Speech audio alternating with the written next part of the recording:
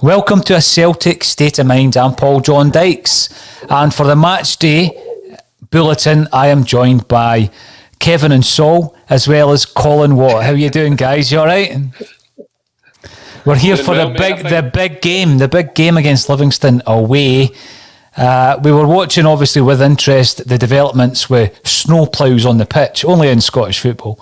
Snow ploughs on the pitch to get this the pitch cleared for tonight. We've been seeing the footage. It looks okay. The game is on.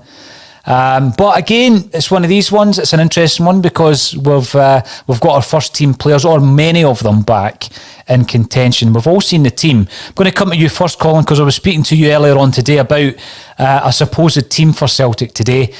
You're looking at that. It's a makeshift back four. What do you make of the defence? Loads of changes in there. I'm actually quite disappointed with that back four, if I'm perfectly honest. I really think Welsh should have been given an opportunity today. I really don't see what he done wrong in the game against Hibs for him not to play against Livingston the first time out. And I really thought this was a game he could have come in and played. Looking at the back four, I don't think this back four's played together all season. We're going to a ground where we haven't won in a couple of years. It's really not the time to be experimental. I can understand Christopher Ayer's probably been the best right back this season. That's not something that anyone's argued against. But when you're looking at the state of affairs we're in and not having a qualified centre-back pairing, I really don't think this is the time to be trying this. But I'm prepared to be proven wrong, and I hope that Duffy and Beaton both have a good game. Well, looking at your team from earlier on today, Colin, you did have Taylor at left back, you had Frimpong starting tonight, and you had Ayer, and either Duffy or Welsh was at that stage, but you reckon Duffy would get the call by Lennon. So the surprise for you is Beaton at centre-half. Is that the biggest surprise for you? I know that you're a big fan ordinarily, but it seems a bit unfair on Welsh. It's got a question I was going to ask during this bulletin. We had two games there where, once again, we've been forced to play players. And we've been asking, was there any shining lights during those two games that, players that might stay in and about the first team until the rest of the season? A lot of people have said Welsh played pretty well against Hibs. Put a good account of himself. He was dropped against Livy. He's still on the bench. The other one, obviously, was Mr. Ralston at right back. He's completely dropped out the squad, as has a few players. Kevin, I'll come over to you. What's your thoughts, starting off with the defence there that Colin's just been talking about? I'm happy with the two fullbacks, I must say. I says on Monday that if any future manager had been watching Celtic over the last 3 months, then Christopher Ayer would be our right back.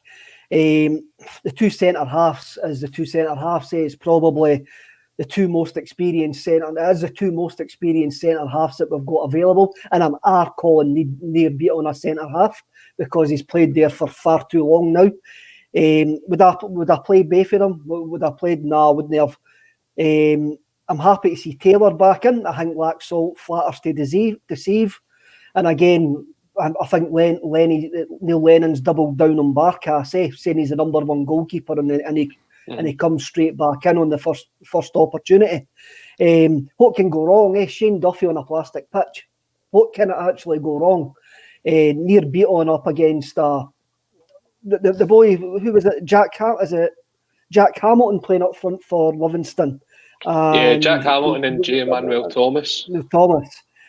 Yeah. Beaton and Duffy are in for a rough night. We've been here before. I don't think we've won here. I don't think we've won at the Spaghetti had since 2006. Would that be right? Would it be 2006? I was looking at an interesting stat earlier, Kevin, that said Neil Lennon, as a manager, has never won at this stadium. So, when we're going into the game, and add to that the fact that Livingston are the on-form side or the in-form side in Scottish football, we're in for a tough night tonight. Of course we are. We're throwing players back into the team after the layoff following the Dubai trip, which has been discussed at length on this podcast and everywhere else. But you brought up the fact, Kevin, that Barkas was brought right back into the team. Neil Lennon's made it pretty clear he's the number one for him. That's why we brought him to the club. Were you surprised that Hazard has dropped out the squad completely? Look, I think trying to read what Neil Lennon's going to. I think trying to read what Neil Lennon's going to do is you can't do it. If somebody's saying to you what is he going to do, you can't read Neil Lennon now. I don't know if he's making a statement with Hazard. I don't know if he's just giving Bain time on the bench, but I don't really know. I mean, is it the way to handle a young player? I don't think so. Dropping Stephen Welsh the way to handle a young player as well at the weekend after he had a decent game against Hibs. Mm-hmm. It's just bad squad. It's just bad management for me. They're not young players; they're inexperienced players, and they're not going to get much experience the way that they're being handled at the moment. Well, I take that on board because we've been speaking about the development, Kevin, of young players under Neil Lennon. Colin, I'll come back to you. The two examples there, Welsh and Hazard. I mean, Hazard's 22. He's been in the Scottish Cup final this season, played a massive part. Of course he did. He saved a couple of penalties in the shootout. He came under a bit of criticism for flapping 1 goal against Hearts, 1 goal against Hibs.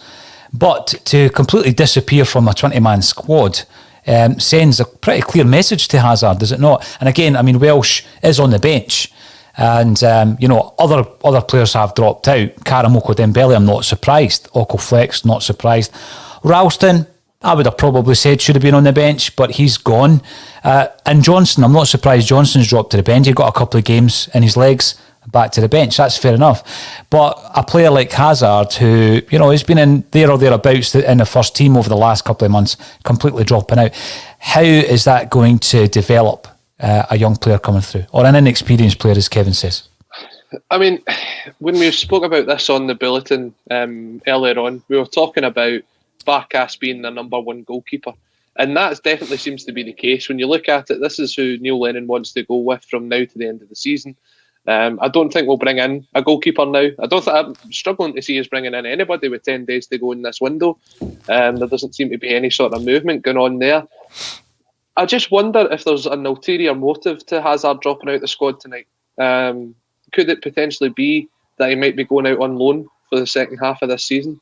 There's been rumours that Ross County are looking to sign a goalkeeper for the rest of the season. Could it be that Hazard is put out on loan to gain experience and they're happy to go with Bain as the number 2 goalkeeper, knowing that Hazard won't get a lot of minutes between now and the end of the season? I mean, that's maybe too much of a forward-thinking thing for Celtic to do this season, but I wouldn't rule it out completely. Well, before we move into it... Sorry, Kevin, on you go. If you look at the bad luck that we've had this season, then I wouldn't be doing anything like that, because you have a look, goalkeepers getting injured, goalkeepers catching, isolating because of the COVID. I wouldn't be looking to let anybody go out and loan the amount of luck that we've had this season. And a lot of the bad luck has been brought on by ourselves, right enough. Yeah, I mean, you mentioned COVID, obviously. There was rumours flying about all day that it was Odsonne Edouard and Olivier Ncham. Apparently they share a flat together or apartment together somewhere. They are obviously missing from the squad. Kevin, what's funny? they're missing from the squad. I'm just picturing that. I wonder if that apartment's a barrel of laughs, because both of them didn't look like the most outward going characters, I'm pretty sure it's relaxed. It's pretty chilled out. I mean, there's a lot of slippers and There's a lot of French rap music going on as well. You think? There's a lot of walking about with their tops off and grey joggy bottoms and sliders, You think so? You're painting a picture. You're painting a picture. Well, it's unfortunate because, again, Eddie, as far as I know, is isolating with Ncham being the victim. Is that right? That's information that I believe to be right. And again, you just don't want any player to contract this virus because it's so unpredictable. And so wishing Ollie a speedy recovery. But in the meantime, of course, today, Jennifer Lopez singing a rendition of Woody Guthrie's This Land Is Your Land at the inauguration of Joe Biden, codenamed Celtic, 46th US president, as he takes the oath for office. And you know what? It was a beautiful rendition, was it not? Just as a wee sideward subject here. Did you enjoy that, Colin? I didn't watch it, to be perfectly honest. I've not seen it. I've seen the clips. The clips have went round the WhatsApp chats, but I've not seen it yet. I take it was decent. It was beautiful. Kevin, what did you think? Oh, it was great. Absolutely it was. magic. That's her on the follow band list. Probably. It would be like going back to the Beatles where they had mountains of records and burnt them because John Lennon said that they were bigger than Jesus. But it was an interesting rendition of the Woody Guthrie folk song. Now, moving into the midfield then, Soron McGregor seems to be something that I hope will remain for the rest of the season. Soro's been a bit of a revelation last couple of games, maybe not as effective, but again, under the circumstances, hopefully he'll get back to his usual tonight. And then in front of him, Christie, Turnbull, El Yunusi. I did say earlier on today, Colin, I expected maybe if it's one up front, maybe for Lennon to throw in Rogic. He's done that, but he's thrown in El Yunusi. Played one up front, thrown in El Yunusi. What's your thoughts? I think El Yunusi is probably more suited to be the sort of forward striker, the sort of playing off the number 9 that's there, as opposed to the way Rogic was. One of the big problems we had over the last couple of games is actually holding the ball up. And I wonder if that might be another issue we see tonight. Trying to get the ball out, hold it up, let the midfield link up the play. There isn't really somebody in that team. Griff will probably do it to an extent, but you will miss Edward in there as well. Just looking at it again, I've just kind of wrote it down in front of me. It is possible that they could go to a 3 at the back with Ayer, Beaton and Duffy. The only thing is there, who would play on the wings, because Frimpong and Laxalt are on the bench. Taylor on the left-hand side, you'd probably see Christie on the right, and having sort of 3 or 4 in the middle. It's possible we could change it up, but this is a tough game tonight. I know Livingston have made 7 changes ahead of their Betfred Cup semi-final, but we struggle when we go to this ground, and we struggle normally when we play on a plastic pitch. Kevin's found something really hilarious. I want to know what it is now. I'm so confused. Livingston playing Celtic and making 7 changes, fielding a weakened team against Celtic. Maybe that shows you where they are at this moment. See, I reckon we can still go with a diamond in the midfield with Moy up front with Griffiths. Right. I think it might be that. Well, I mean, I'm not 100% sure, but when I saw the team, that's my first thought was it was the usual. It was a 4-4-2 with Moy up front with Griffiths. The thing with Neil Lennon, all the talk this week has been around the press conference and the aftermath of that, the fallout of that. Obviously, the responses that have been made by St Johnstone, Hamilton, Deputy First Minister John Swinney. I mean, we're doing a Celtic podcast. We're talking about Jennifer Lopez and the Deputy First Minister, but that's Celtic these days. That is just the season that we're having. Let's get back to the football then. How difficult is going to be for Neil Lennon this week coming in? He's obviously watched remotely the 2 games. He's having to select a team based on the performances of the team against Hibs and Livy, but also players coming back. Who is going to be prepared? It's tough for them to come back, having been in isolation. You know, I'm sure they would have had some form of regime, but it's not going to be as intense as it would have been had they been at training. And then to select this lineup for what is going to be a really tough game, what is historically a tough game for Celtic and Neil Lennon. So you're looking at that lineup. I don't think I would describe it as bold. There's a few changes that perhaps are surprising. You know, Colin Watt called the Greg Taylor selection earlier on today. Kevin, I'm going to come to you and ask you all about this then, because we had a good discussion with Jackie McNamara a wee while back. As you'll know, Jackie represents Greg Taylor. He was talking about the difficulties of this season for Taylor. Celtic bring in an AC Milan player, a Uruguayan internationalist who's played quite a few games. But I like the attitude of Taylor. I like the fact that he's not one of these guys who gets on the social media, who makes pot shots if he's getting interviewed. He seems like a very professional guy who just stays under the radar, and whenever he's called upon, in he comes. I know he's not everybody's favourite, but are you surprised that he's come back in, Kevin Graham? I'm not surprised that he came back in to play on a plastic pitch, which has just been cleared of snow on a Wednesday night instead of Diego Laxalt.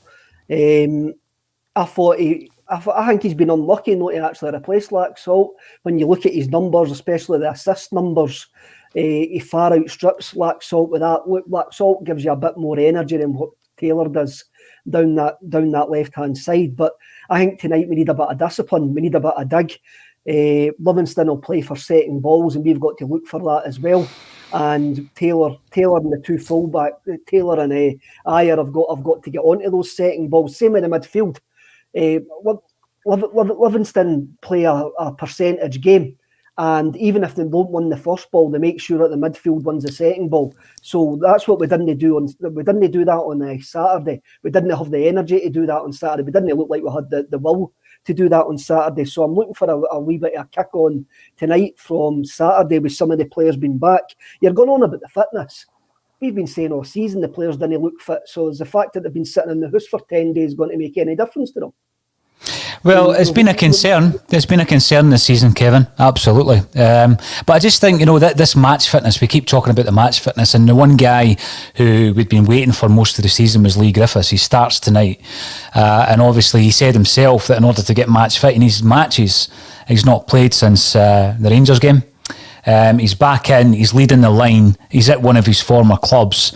He's a type of person, Colin, who has got that kind of guileless nature about him. Again, we're talking about a siege mentality. We've seen a bit of that this week from Neil Lennon. I think Leigh Griffiths has always responded to criticism, be that criticism of himself, criticism of the club. It fires him up. Are you looking for a big performance from Leigh Griffiths tonight?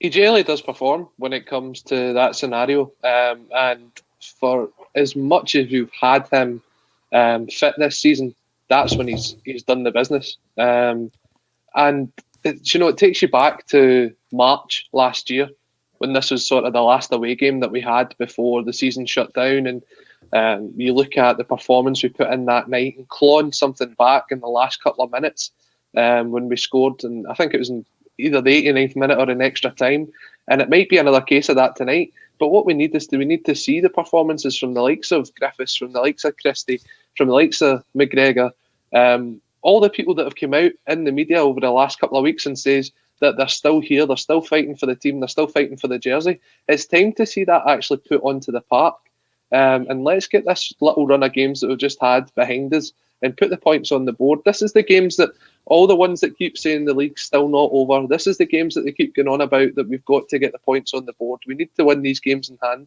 Well, the first one's tonight. So if anything's going to happen, you have to start with a win and you have to come out firing. I want to see a goal before half time because we don't do enough in the first half of a game. Oh, Kevin, come on. But we need to score in the first half, and we need to come out firing. No, you're right, because we don't see it. I mean, there's been so many games this season. I think it's maybe 13 games this season where we haven't scored in the first half. Something along those lines. I seen the stat the other day. Someone will correct me, because everyone listens to every word that we say. So just come out and have a go. If you put the game to bed early doors, then that's fantastic. We move on to the next game. But the longer the game goes on, the more frustrated we get, and the more shots I see that are going to probably hit the nearest supermarket that's behind the stadium. Now, there's obviously been loads of talk. I noticed that Andy Walker is in the gantry this evening for Sky Sports, but Ryan Christie did give an interview to Sky Sports. And he was talking about, the fact that we're so far behind and it's hurting the players. We do hear some of these positive tones. We've heard them from club captain Scott Brown in the last few days as well. My biggest fear, I guess, is we fell into that rut of 2 wins in 12 games, didn't we? And we shook ourselves out of that, and a big part of that was Turnbull and Sorrow. But as we've said before, there was a fear that some of the performances start to level out a wee bit after the initial impact. And we've said that about Diego Laxalt as well. They come in and then it levels out because there seems to be this issue with the wider team. I hope that's not the case with Turnbull and Sorrow. I feel it's so important tonight, Kevin, that given what's happened against Rangers, the 2 games following Dubai, that Celtic need a victory tonight. Now, it is unusual for us to be talking about Livy going out with a weakened squad, but our record at this stadium isn't great. Neil Lennon's managerial record here isn't great. Colin's already raised some concerns about certain players who might not like playing on the plastic surface. Kevin Graham, you're looking at these records, all of these stats. Is tonight the night where we turn that around and get a victory at Livingston? Neil Lennon on Monday dog whistled for a siege mentality, and he's got it in some sections, but he needs it for the players now. He needs the players to actually fully back him and go out there and give him a performance. The players to believe that they're hard done by, the players to believe that everybody's against them, and for them to go out and prove it and try to prove everybody wrong. I've got a dreadful feeling that it's not going to work. I've got a feeling that that I think we've got a mental block playing on these pitches. Even with Brendan, we struggled on plastic pitches. We couldn't find a way of playing well on a plastic pitch. The only one that we seem to play well on is Hamilton, and playing well is an over-egging it there. We seem to get results at Hamilton rather than playing well. We don't get any. We struggle at Kilmarnock, and we definitely struggle here. This is a tough game. Like even if we were firing on all cylinders, this is a tough game. Never mind, there's mere question marks over your manager that he should be called the Riddler going into this. So we need a performance. We need to get back into this. And look, this game's almost like a sideshow to the circus that is Celtic Football Club at this precise moment in time. So it'll be great just to actually focus 90 minutes on 11 guys in a green and white shirt kicking a ball. Now, Kevin called it a wolf whistle to obviously the supporters of Neil Lennon.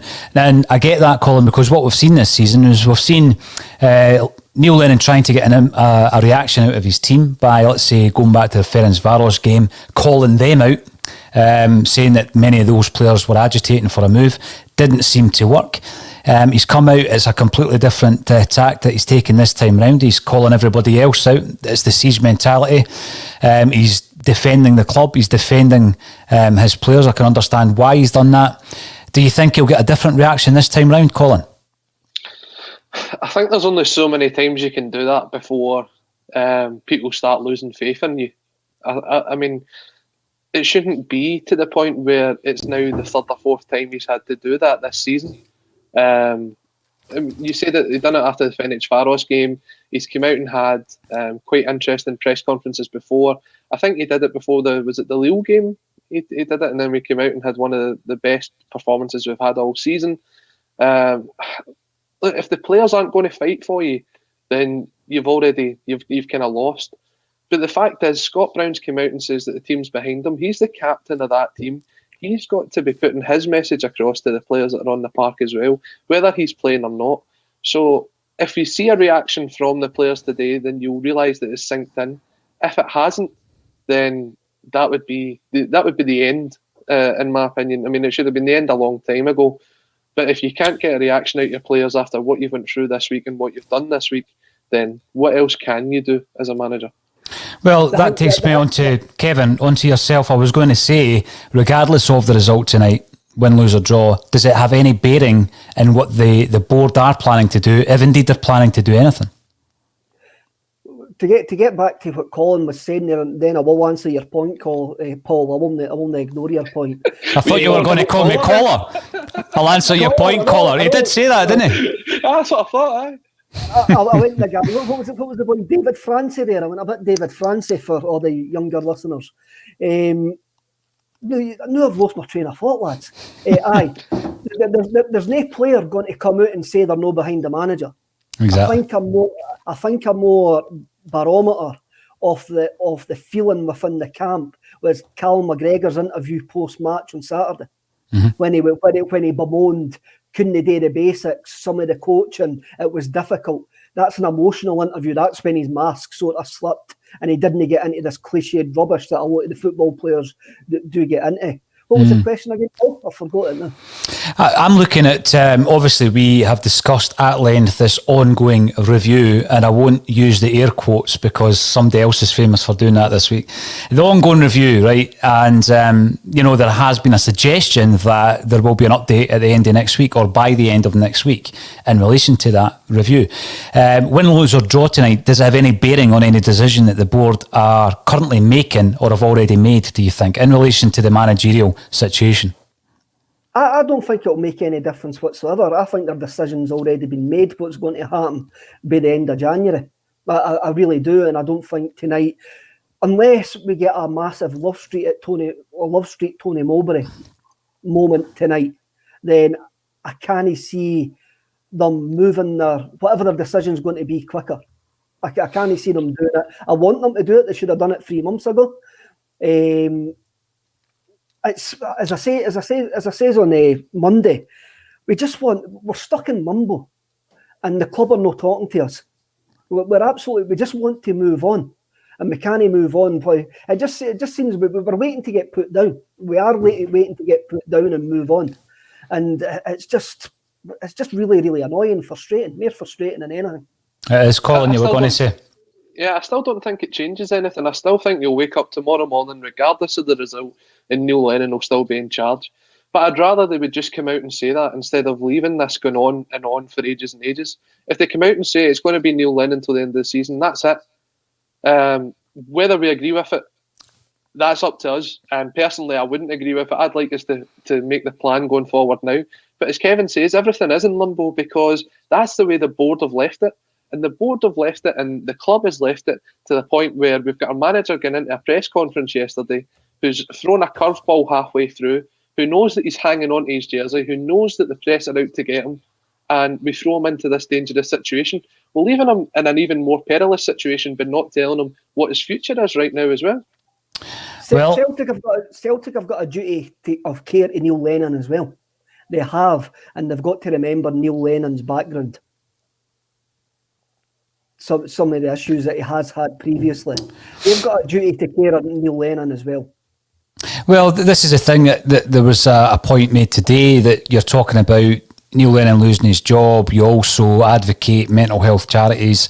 Yes, but it's not as though, we are bombarding sack Neil Lennon and criticising him in such a way that, we are being offensive towards Neil Lennon as a human being. We're looking at a set of results that haven't been good enough for Celtic. We're looking at the fact that we are a mammoth amount of points away from the top of the league, and we're out of every tournament that we've entered so far this season. Throw into the mix everything else, all the other dramas from Bolingoli to Dubai, and it's my opinion that he should have been removed from his position. I take into account what Kevin's saying, and absolutely, and I've said it before, we've got to do what's best for everybody involved. What's best for Celtic is that we make a change. What's best for Neil Lennon is that he isn't put through what happened on Monday again. And what you said, Colin, I think you're spot on. To come out and throw that curveball at Neil Lennon whilst he's there, whilst this interview is being recorded, and just, what was the point in doing that? Why not just leave it to the end of the press conference, pull him to one side and say, by the way, we're going to release a statement and say that there's a second player who has contracted this virus, So I totally get that, and I think the duty of care, Kevin, goes beyond what Colin suggested there in the press conferences. We've said it before earlier on this season. Stop getting Neil Lennon in front of the camera after the game when his emotions are running high, when things are going bad. Back him up. John Kennedy should help him there. We've said all of this. It's not as though we are on the one hand saying look after Lenny, and on the other hand kicking him whenever we possibly can. It's all based on what's best for Celtic. And several months ago, we have all come to the conclusion that what's best for Celtic isn't Neil Lennon as a manager. I don't think tonight's result's going to change anything in terms of that. I want Celtic to get the 3 points. I want all these bad records to be torn up tonight. Neil Lennon gets his first win at Almond Vale or the Tony Macaroni or whatever the stadium's going to be called. This will be his first win. And, I want us to have a performance that we've had so many bad performances this season, and we've covered every single game. And at no point, and it's something Laura said, at no point on a match day I've ever thought, I can't be bothered covering the game today. We'll cover every single game because that's what we do, and this is the only way that we can channel our frustrations and our views. Now, the teams are on the pitch, gentlemen, so I'm going to thank the Perrys, and we'll see you again at half-time. Hopefully we can talk at half-time about an impressive Celtic performance. All that's left for me to say, thank you, Colin Watt and Kevin Graham, for joining me on A Celtic State of Mind.